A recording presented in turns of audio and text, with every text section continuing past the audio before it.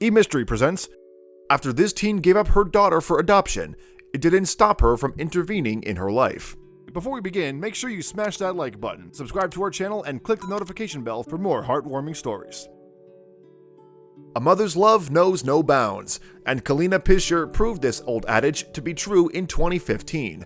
The teen mom may have handed her newborn over to new parents, but that didn't stop her from intervening in the baby's life in a very special way. Pischer, who resided in Anchorage, Alaska, found out that she was pregnant towards the end of her senior year of high school. Her doctor told her the news, but the then 18-year-old could barely believe it. She tried out a couple more at-home pregnancy tests before accepting it, in fact. Pischer told the Anchorage Daily News that she had thought, okay, what are my options? And subsequently decided that adoption was the best way to care for her unborn child. She then found out that a family friend was hoping to adopt, so she chose that woman and her partner to be the unborn baby's new parents. She didn't just choose this option because she knew who the baby's parents would be, though.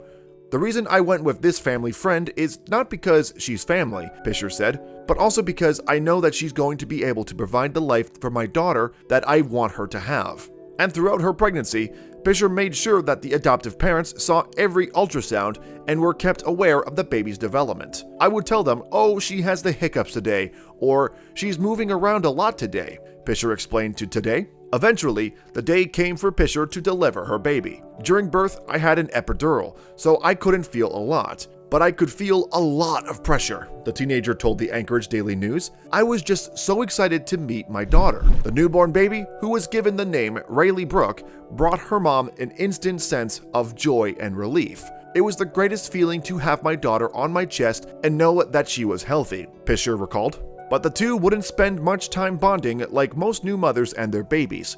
Pischer hoped that, by handing Rayleigh over to her adoptive parents 2 days after the birth, Rayleigh would then forge an attachment with them and not her biological mother. When the adoptive parents arrived and I was still in the hospital, I handed them Rayleigh, and from that moment on, I didn't hold her until about a week later, because I wanted them to bond with her, Pischer said. I wanted my daughter to realize these are my parents, and not to have be torn away from somebody she's already bonded with. But the teen didn't hand all of her natural duties over in that moment. Months prior to Rayleigh's birth, Pischer had been informed by a nurse about the benefits that her breast milk would provide to a newborn baby. When a baby is fed breast milk, they are just way ahead of the game, Pischer told Today. I decided that I wanted my baby to have the best options and be able to grow, and so I knew I was going to pump and give her that benefit. Rayleigh's adoptive parents apparently agreed. Not only did they buy Pischer a breast pump, but they also said that they would pay her to send her frozen milk to them. The teen had trouble keeping up with her baby's appetite initially, though. When I started pumping, I realized Rayleigh was eating about 2 to 4 ounces every 2 hours, Pischer told the Anchorage Daily News, and I was only creating 4 ounces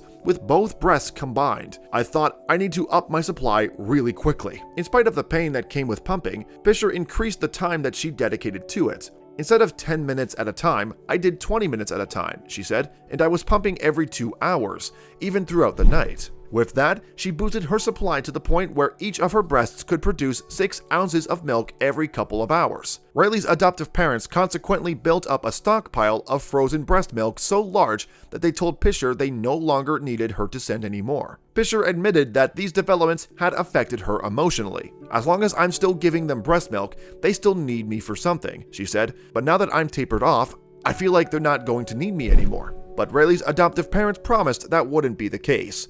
And better yet, Pischer was also able to do good with the massive amount of her breast milk that her daughter no longer needed. I'm going to be donating it to a breast milk bank so that NICU babies can have that, Rayleigh explained. A lot of NICU babies don't get breast milk because a lot of people don't donate it, Pischer continued, and so they end up getting formula. And I'm creating so much, why not give that gift to NICU babies? La Leche League International, an organization that strives to help breastfeeding mothers around the world, lauded the teenager's decision. We greatly support the tremendous efforts of this young mother to give her milk for this baby's health, Diane West, the group's head of media relations, told Today. It is a gift that will benefit the child for a lifetime.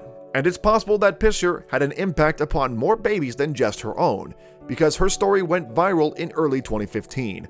At the end of the year, Pischer, who was studying to become a dental hygienist, told Today, I can't imagine what made people so touched by my story. I'm delighted that it brought so much attention to breastfeeding, as it's a natural and wonderful thing. She also revealed that she had been able to stay in touch with her daughter's adoptive family, even visiting them for Rayleigh's first birthday party. Thanks for watching another heartwarming video. Please check out our channel for more stories that will make your heart melt.